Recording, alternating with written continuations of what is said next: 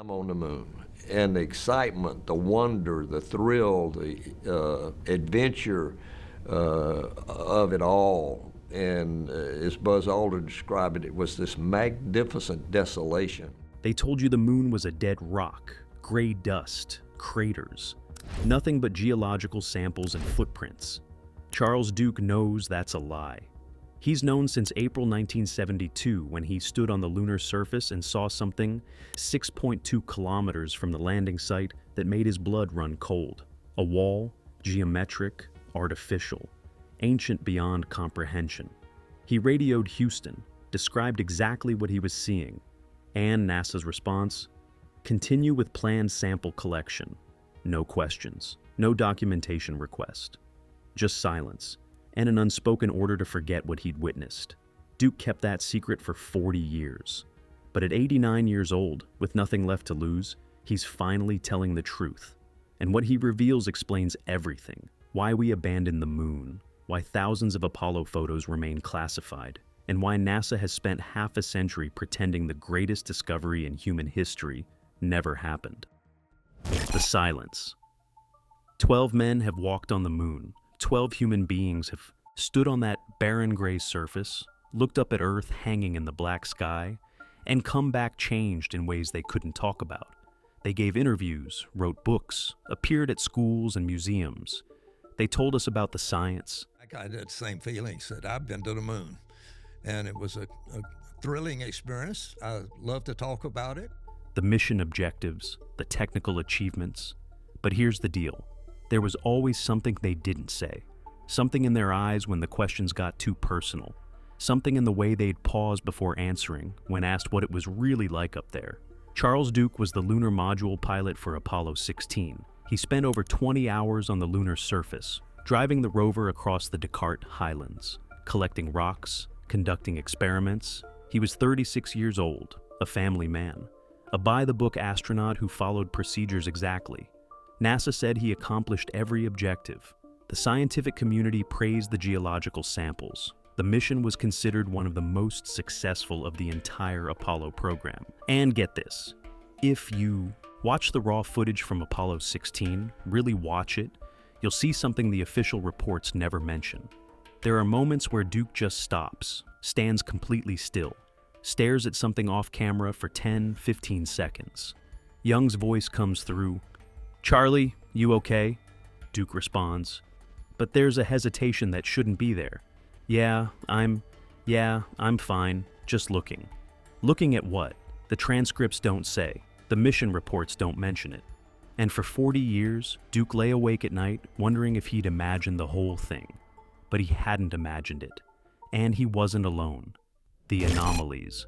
The change started around 2015. Duke was in his 80s. His career was behind him, his reputation was secure, and something shifted. He started giving interviews that went beyond the standard Apollo talking points. Started talking about things he'd carefully avoided for 4 decades. He talked about the light being wrong, not just different, wrong. Sunlight on the moon should be pure white, Duke explained. Maybe slightly yellow, no atmosphere to scatter it, basic physics. But sometimes when I looked in certain directions, I'd see colors that shouldn't exist. Blues in the 450 nanometer range, purples that had no source, not reflections. The light itself was colored, and it would shift. Think about that for a second. A trained test pilot, a man who understood optics and physics, seeing colors that violated everything he knew about how light works on an airless world. But here's where it gets crazy. He talked about sounds. You cannot hear anything on the moon. No air, no sound transmission. Every astronaut knows this. But I heard things, Duke said. Not through the radio, not mechanical sounds from the suit. Tones, frequencies between 200 and 400 hertz. Sometimes harmonic, like music, sometimes discordant, lasting 3 to 5 seconds, then silence, then another burst. I asked John if he heard it. He did. We both did. But we didn't report it, because it was impossible. He described the feeling of being watched. "You feel observed," Duke said. "Not by Houston. That's different. You feel attention on you, presence, awareness, not threatening, but enormous, like standing in front of something vast that's paying attention to you specifically. And get this, he described time distortions that still don't make sense. We had strict schedules, every minute accounted for, but there were periods where I'd be working and suddenly realize that according to my suit timer, 20 minutes had passed, but it felt like 2. Or the reverse. John experienced it too. Our subjective time never matched the mission clock, ever. These weren't the ramblings of a confused old man. Duke was specific, detailed, consistent across dozens of interviews, and he was about to reveal why. The structures. The 2019 interview changed everything. Aerospace journalist James Fox had been investigating astronaut anomalies for years. He'd heard the rumors. The hints. The careful non-denials from men who'd been to space and come back different. He asked Duke directly, "Did you see anything on the moon that NASA hasn't acknowledged?" Duke's wife Dorothy was in the room. She'd begged him not to do this interview. 40 years of marriage, and she'd watched him carry this weight every single day. Duke looked at her, then back at Fox. Yes, absolutely yes. Fox asked what he saw. The camera kept rolling. 40 seconds passed. Duke's hands were shaking. Structures, not natural formations. Structures, artificial, old, very old. Fox leaned forward. Duke continued. We were in the highlands, far side of a ridge, out of direct view from Earth. We'd driven the rover approximately 6.2 kilometers from the lunar module. We were supposed to be collecting samples from Station 11. He paused. His voice dropped. But I saw something on the horizon, bearing 47 degrees from our position. Geometric, angular, too regular to be natural. I called it out to John. He saw it too. They drove closer. It wasn't on the planned route, but they had some discretion for targets of opportunity. That's the term NASA used. As we got nearer, maybe 200 meters out, we could see it clearly. It looked like a wall, or a foundation.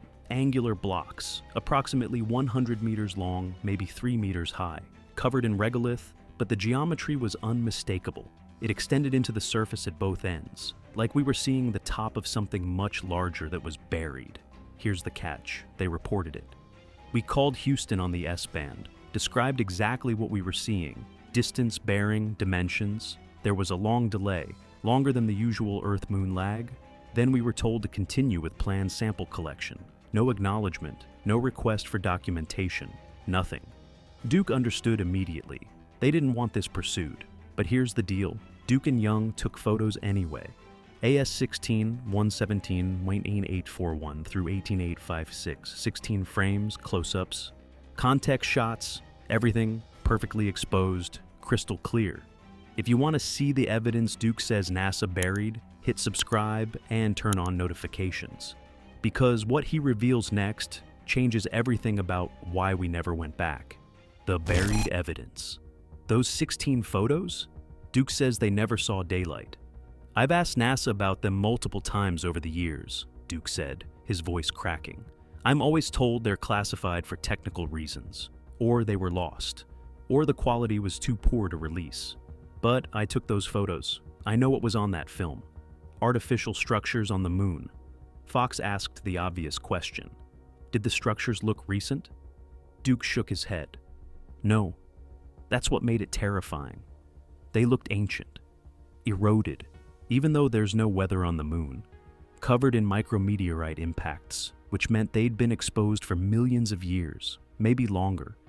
They predated anything humans have built. They predated humans. Think about that for a second. Fox finally asked, so who built them?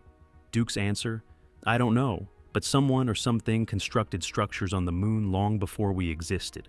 And NASA knows, and they decided the public shouldn't. The reunion, the 2017 astronaut reunion changed everything. Because when the survivors finally compared notes, they realized something terrifying. Their anomalies matched. It was one of the few times most of the surviving moonwalkers were together. Private event, no press, no handlers, just the men who'd been there, men in their 80s and 90s, men who knew they didn't have much time left. According to Duke, they had a conversation that night that they'd never had publicly. Decades of silence, broken in a single evening. Everyone had anomalies, Duke said, different specifics for different missions. But the broad strokes, the presence, the time distortions, the things that didn't fit the mission reports, nobody's experience matched what NASA told the public, and we all knew we couldn't talk about it. Not because NASA threatened them, that's putting it lightly. The threat was never explicit. It didn't need to be. We knew nobody would believe us, or worse, they'd think we were crazy, that we'd lost our minds up there in the void. So we kept quiet, all of us, for decades. We protected the official narrative because we thought that's what we were supposed to do. But here's the deal. Duke wasn't the only one who eventually broke. Buzz Aldrin had hinted at it for years. In 2018, he mentioned anomalies on Phobos, Mars's moon, and suggested people should want to know what put them there. Edgar Mitchell spoke openly about government knowledge of extraterrestrial intelligence before he died. Al Worden, Apollo 15's command module pilot, stated publicly that he believed humans descended from ancient aliens. These weren't fringe figures. These were men trusted with billion-dollar missions. Test pilots with nerves of steel, engineers who understood complex systems better than almost anyone alive. Men who performed flawlessly under conditions that would break most people. And in their later years, free from NASA employment, no longer worried about careers or security clearances, they were all saying the same thing. The official story is incomplete. What they experienced in space didn't match what they were allowed to tell the public. The truth. Duke's most recent interviews have been his most explosive. In a 2023 podcast, he was asked point blank about a cover-up. "I don't think it's a cover-up in the conspiracy sense," Duke said. "I think it's institutional paralysis. NASA doesn't know what to do with information that doesn't fit the paradigm. They have data, photos, measurements, observations from multiple missions that suggest the moon is far stranger than the dead rock narrative. But they can't release it without fundamentally shattering what people believe about our place in the universe. So they sit on it. It's not malicious. It's institutional cowardice." He was asked what he thinks the structures are. "I think the moon was inhabited, not now, but at some point in the distant past, something built there. Maybe they built the moon itself." He was asked why he's speaking now. His voice broke. "I'm 89 years old. I've had a good life. I don't need NASA's approval anymore. I don't care if people think I'm crazy. What I care about is the truth. 12 men walked on the moon. Every single one of us experienced things that suggest our understanding of space is incomplete. We owe it to humanity to share what we know, even if it's uncomfortable, especially if it's uncomfortable. Here's the catch. We went to the moon 6 times between 1969 and 1972. Then we stopped. The official reason was budget cuts. But Duke knows the real reason. And now he's done pretending otherwise. The people making decisions realized the moon raised questions they couldn't answer. Questions about ancient structures, about who built them, about what else might be watching. It was easier to stop going than to confront what was being found. The evidence NASA buried for 50 years is still there. The structures Duke describes, if they exist, haven't moved. The photos, wherever they are, still exist in some classified archive. The radio transcripts with their mysterious gaps.